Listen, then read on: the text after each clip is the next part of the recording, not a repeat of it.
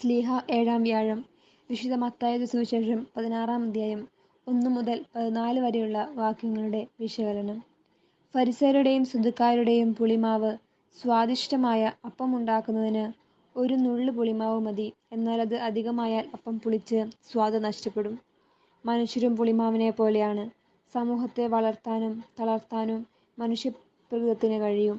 അത്ഭുതങ്ങൾ ഏറെ കണ്ടിട്ടും വീണ്ടും വീണ്ടും അത്ഭുതങ്ങൾ ആവശ്യപ്പെടുന്ന അവരുടെ മനോഭാവത്തെ പ്രകൃതിയുടെ മാറ്റങ്ങൾ പോലും തിരിച്ചറിയാൻ കഴിയുന്നവർക്ക് ദൈവപ്രവൃത്തികളെ തിരിച്ചറിയാൻ കഴിയാത്തതിനാൽ കുറ്റപ്പെടുത്തുകയാണ് യേശു.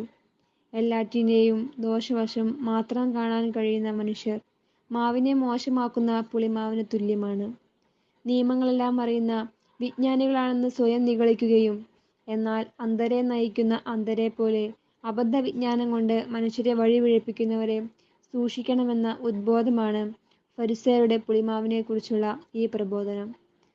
സത്യസഭയോട് ചേർന്ന് നിൽക്കാത്ത ഏത് പ്രബോധനവും ആട്ടിൻ തോലണിഞ്ഞ ചെന്നായയുടെ രൂപത്തിൽ വരുന്ന പൈശാചിക പ്രബോധനങ്ങൾ മാത്രമാണ്.